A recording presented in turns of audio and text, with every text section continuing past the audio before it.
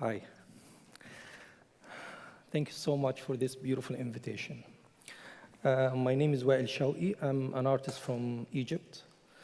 I would like today to talk a little bit about an educational program I started in Egypt in 2010, and it's called Mass Alexandria. Before I start this, I would like just to talk about my personal background. I am from Alexandria, but at the same time, I spent part of my childhood in Mecca, Saudi Arabia.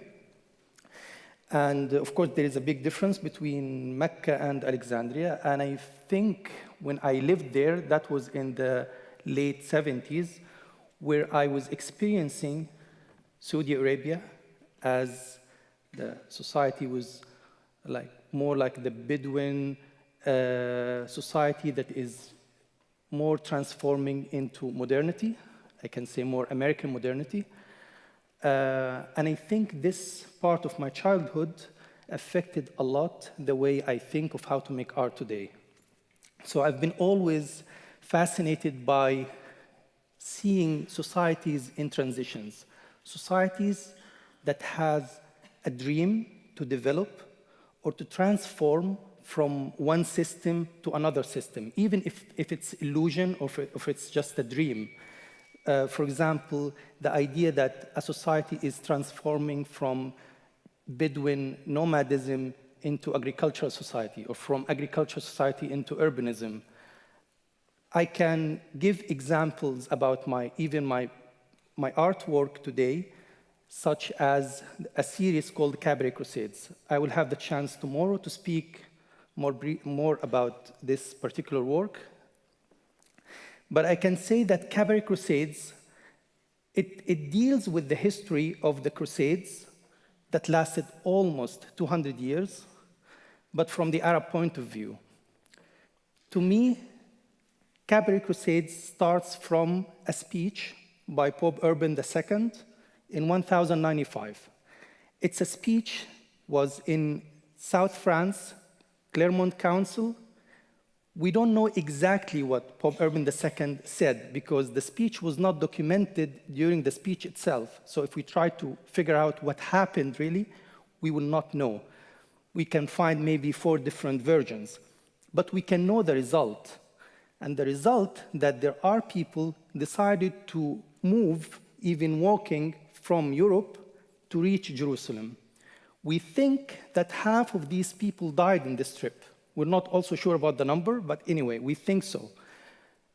So we assume that Pope Urban II had enough charisma to give to these people the hope to move.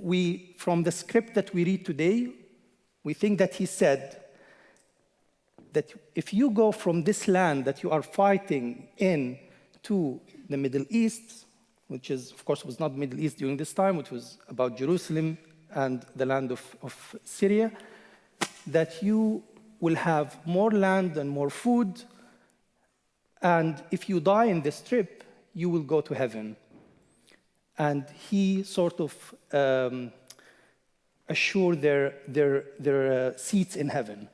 I think that was, for me, also part of this idea that a society can move from one level to a higher level, even if it's illusion.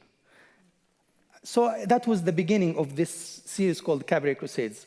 And to me, that's also an idea about how we deal about written history. How can we work with written history as artists? So for me, this history is not something really I believe in it that much. I still think that it has a lot of uncertainty and myth.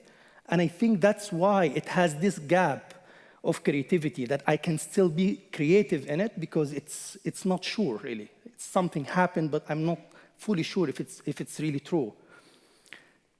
And I would like to say that in 2010, I decided to start the program of Mass Alexandria. That was already a big dream for me, since I already graduated from the Faculty of Fine Arts in Alexandria. And I know that during my studying in this school, I was not even sure how contemporary art should look like. I'm not sure about this. And I was always fascinated about the idea of trying to travel and to see how it should look like. And that was the beginning, that I said, okay, I will have to establish this place. But I didn't want it to be similar to, of course, the Faculty of Fine Arts. I was trying to make something different from what is happening in the school, which is something really concentrating more about ideas instead of concentrating on the craft and the form. So what happened is the program is one-year program. We invite almost 24 students. Sometimes it reaches 30 students a year.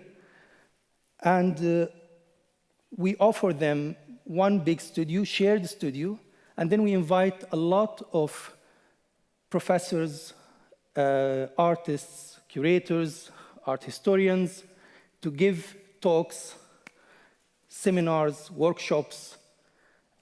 And also, I try to use my personal, sometimes I try to use my personal exhibitions, if I'm invited to an exhibition, to hopefully try to talk to the curator to invite some of the students to this exhibition. Because I believe that that was the only way to educate art today, which is to travel and to see art outside where you used to be. So we had now 3 different programs. I think the last one was the most successful one of them. I found also that people that I worked with are extremely generous. All the curators that I invited accepted to be in this place even for 2 days, to take their flights and come to Alexandria to give one talk, to speak to students. Some of these students have never been outside Egypt, actually, and maybe the first time ever that they travel abroad was to go to Documenta, which is really, maybe that was the first exhibition that they have ever seen. So yeah, we took almost 12 students to Documenta. We also did the same thing with the students to Sharjah Biennial. And yeah, sort of, I believe today, because what happened in Egypt after the revolution, which has unfortunately failed until now, that I don't really exhibit my work in Egypt for the moment, but I decided to stay working only with this program in Egypt, which is the educational program, because I believe that this is really the best thing we can do now in this current political situation, until it changes one day, hopefully. And that's it. Thank you so much. Thanks a lot.